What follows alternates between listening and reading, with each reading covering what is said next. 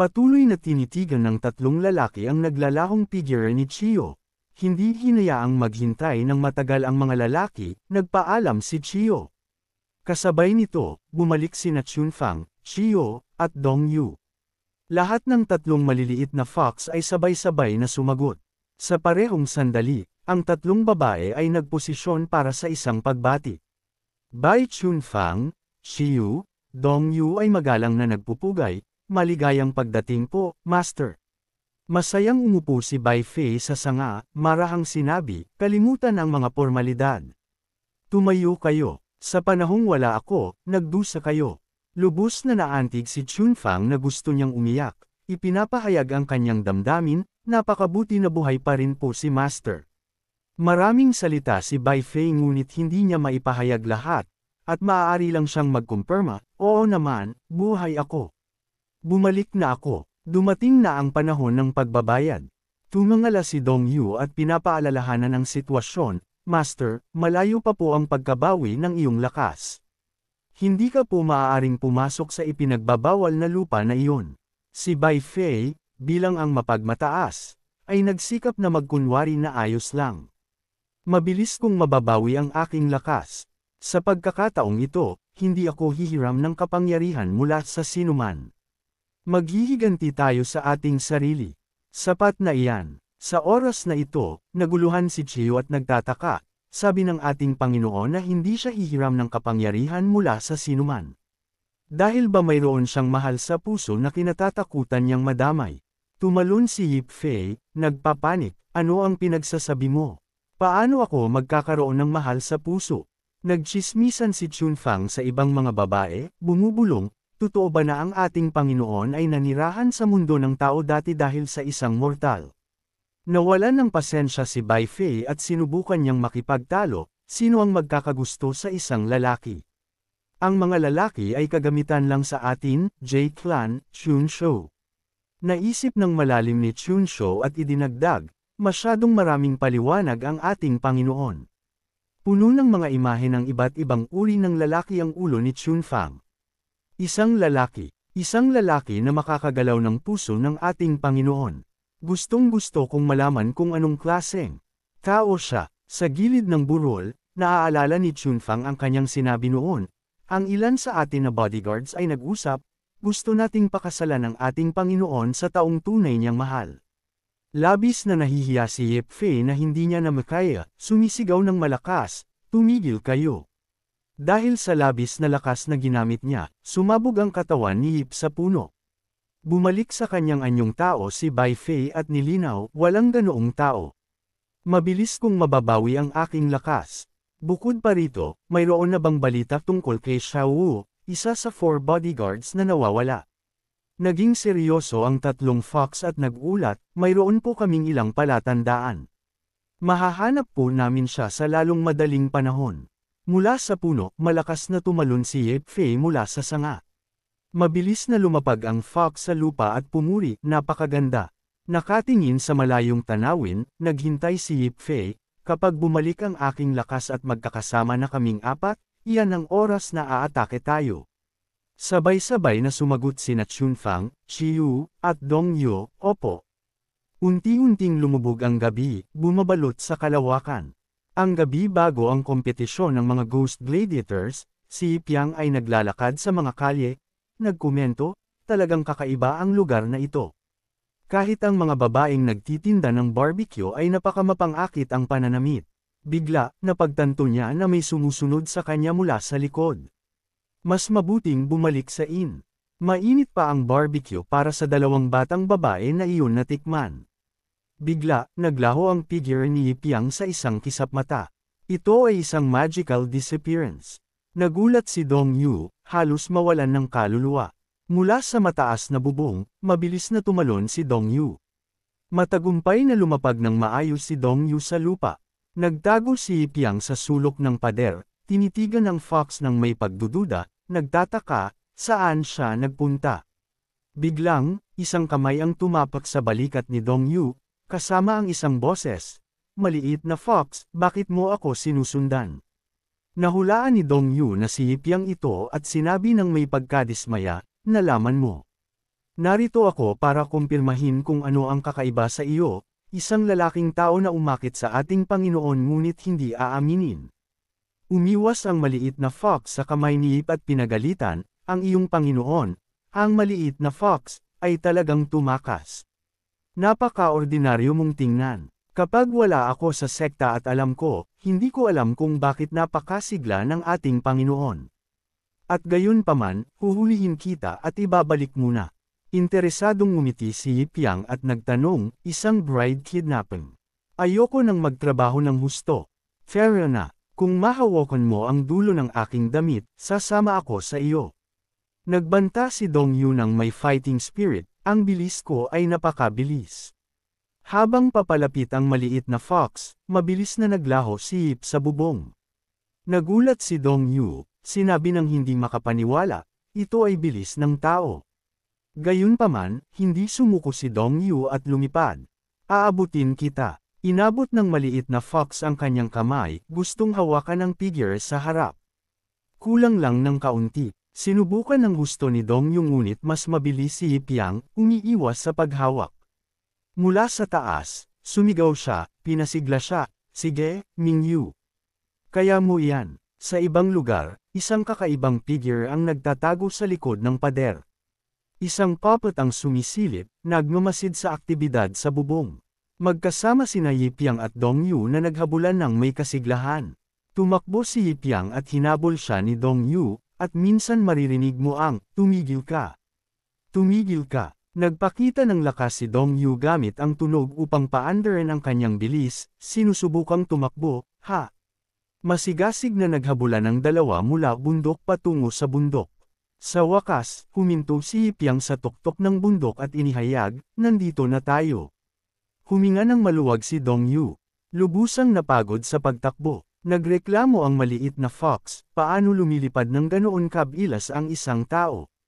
Lumingon si Yipyang, nagtatanong ng may pagdududa, ikaw ang pinakamalakas na manlalaban sa ilalim ng utos ng maliit na fox, hindi ba?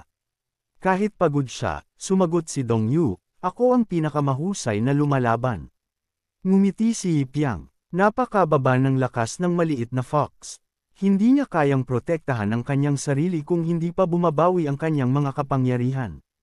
Hindi sigurado sa kanyang intensyon, maingat na sumagot si Dong Yu ng may kabaitan, tuturuan kita ng ilang tricks, sapat na upang harapin ang maraming kalaban.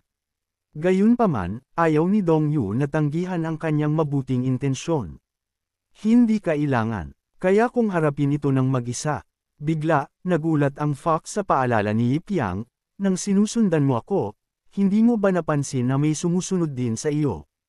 Tumalon si Yipyang at lumipad ng mataas, sinasabi ng may pagsisisi, nako, sige. Targetin mo na lang ng diretso ang sumusunod sa iyo. Iminungkahi niya, hahanapin ko siya para sa iyo, ngunit kailangan mong harapin siya ng mag-isa. Binuksan ni Yipyang ang kanyang bibig ng malawak, huminga ng malalim upang magtipon ng hangin, nagtipon ng sapat na enerhiya, at hawak ito sa kanyang bibig. Pagkatapos ay ginamit ang lahat ng kanyang lakas upang sumigaw ng malalaking power streaks. Hirap na hirap si Dong Yu na gamitin ang kanyang mga kamay upang ipagtanggol ang sarili sa atake, ngunit nakita ng sumusunod ang warning shot ni Yipyang at nagulat. Ang bato na ginamit sa pagtatago ng dalawang sumusunod ay nabitak at nabasag. Nakita ni Dong Yu ang dalawang kakaibang figure at nagtanong, ang mga asasin mula sa puppet sect ay kasama sa mga kaaway ng ating angkan. Ang taong sumusunod sa kanya ay isang wooden figure. Dahan-daang tumangala ang purple-haired puppet, nagmamasid mula sa itaas. Inaasahan ni Yipyang ang performance ni Dong Yu. Hayaan mong tingnan ko kung kayang protektahan ng iyong lakas ang maliit na fox. Hawak ang kanyang espada sa kanyang kamay, buong tiwala na sinabi ni Dong Yu, syempre kaya. Ang mga purple-haired puppets ay nagbuga ng isang malaking sinag ng liwanag mula sa kanilang bibig. Mabilis na nag-react si Dong Yu, madaling umiwas sa atake. Ang long-haired puppet ay nagkoordinasyon ng kanyang mga galaw, naglulunsad ng sunod-sunod na atake. Ang atake na ito ay sumable at tumama sa walang hangin. Nang hindi nalalaman ng sinuman, nilapitan ni Dong Yu ang puppet mula sa likod, matagumpay na tinusok ang tiyan ng long-haired puppet sa isang saksak ng espada. Pagkatapos, ang black-haired puppet ay tinusok din ng espada. Seryosong pinagmasdan ni Dong Yu ang dalawang naghihirap sa harap niya, ginamit ang lahat ng kanyang lakas upang itapon ang dalawang puppet ng mataas sa hangin. Isang malakas na ingay ang umalangaw-ngaw matapos bumagsak ang mga puppet. Komportableng pinag-cross ni Yipyang ang kanyang mga braso at nagkomento, hindi masama. Ngunit nagsisimula pa lang ang labanan. Mag-ingat ka. Sa malayo, isang nagliliyab na apoy ang bumangon mula sa lupa. Mula 2 hanggang 4, binalaan ni Yipyang, bigyan pansin ang pag-atake pagkatapos silang maghiwalay. Ang mga wooden puppets ay nagbukas ng kanilang mga bibig ng malawak, nagpapalabas ng mga sinag ng liwanag. Ang mga atake na iyon ay nakadirekta kay Dong Yu. Mataas siyang tumalon sa hangin upang umiwas sa atake at nag-isip na wala na siya. Ang puppet na hinahanap ni Dong Yu ay lumitaw sa likod niya at nag-swipe pababa. Sa kanyang liksi, itinaas niya ang kanyang binti at sinipa ang braso nito. Lumingon ang babaeng puppet at nagulat. Hiniwa ni Dong Yu ang kanyang espada at sumigaw, buksan. Agad na nahati sa 2 ang babaeng puppet sa pamamagitan niya. Pagkatapos ay naglabas ng malakas na liwanag ang puppet. Mabilis, ang hiniwang babaeng puppet ay sinamahan ng isa pa. Nasuntok si Dong Yu sa tiyan ng babaeng puppet. Sumigaw siya, nahati na naman. Matapos ang suntok sa tiyan, nagbigay ang puppet ng finishing blow. Hindi nag-react sa oras si Dong Yu at bumagsak lang ng ganoon. Ngunit mabilis siyang nakabawi, sumigaw siya, magpatuloy. Ang iba pang mga puppet ay muling nagbukas ng kanilang mga bibig ng malawak. Sunod-sunod na atake ang inilunsad patungo kay Dong Yu. Mabilis siyang umiwas, ngunit mula sa likod ay dumating ang isa pang atake. Sandaling natigilan si Dong Yu. Sa kabutihang palad, lumitaw si Yipyang mula sa wala, hawak ang isang sanga ng puno at lumipad. Bumalik ka, agad na naibalik ang atake sa puppet. Nakita ito ng susunod na babaeng puppet at winisiwas ang kanyang braso upang umatake. Mabilis na hinawakan ni Yipyang si Dong Yu sa balikat. Nang dumating ang atake ng babaeng puppet, nakaiwas na sila sa oras. Niyakap ni Yipyang si Dong Yu, umiiwas sa gilid. Nang lumapag sila, agad silang napalibutan ng mga puppet. Hawak pa rin ni Yipyang ang baywang ni Dong Yu at sinabi, ikaw ay isang speed feline type swordswoman. Ang pag-iwas ay lubhang mahalaga para sa iyo. Kasabay nito, ilang puppet ang tumalon upang umatake kay Yipyang. Dala si Dong Yu, umiwas siya sa kanila. Habang umiiwas, hindi niya nakalimutan na magturo, bigyan pansin ang aking footwork, 3 bahagi ay totoo, 7 bahagi ay ilusyon. Sa pagitan ng totoo at ilusyon, lahat ay ilusyon. Patuloy na tumakbo si Yipyang at patuloy na humabol ang mga puppet, ngunit mabilis silang kinailangan huminto. Naiinis, lumipad din si Yipyang ng mataas at huminto sa pagkilos. Namula si Dong Yu at sinabi, kasing bilis mo ng isang phantom. Kung hindi ko naramdaman ang kamay mo, paghihinalaan kong isa kang multo. Patuloy na nagturo si Yipyang, susunod ay depensa. Ang pangunahing punto nito ay bilis, at winasiwas niya ang sanga ng puno at tinapos ang quote, paghula sa mga preemptive moves ng kalaban. Isang puppet sa oras na ito ay nakalapit at inabot ang kanyang matalim na kamay. Mabilis si Yipyang. Bang! Hinampis niya ito gamit ang kanyang patpat. Nakita ng iba pang training dummy ang kanilang pagkakataon at dinumog siya. Pagkatapos ay naging isang ganap na free-for-all, puro suntok at sipa. Binoblock ni Yipyang ang mga tama ng mga dummy habang seryosong sinusubukang hulaan kung ano ang mahalaga. Tinitigan lang siya ni Dong Yu, tulala. Hindi siya mahawakan ng mga dummy at nagsimulang menas. Napalibutan sila ng kapangyarihan. Itinaas ni Yipyang ang kanyang kamay at sumigaw, sa wakas. Bilis ng atake, kapangyarihan, anggulo, lahat ay pinagsama-sama. Isang malaking pagsabog ng enerhiya ang lumabas habang sumisigaw siya, doon lang kayo makakatama ng walang palya. Muling sinakmal ni Yipyang si Dong Yu, umiwas palabas ng battle zone. Pagkatapos, kaboom, nagsimulang sumabog ang mga pagsabog sa kalangitan. Boom! Boom! Ang mga pagsabog ay bumuo ng isang malaking bilog. Lubusang nawasak ang mga training dummy, wala nang natira kundi mga basura.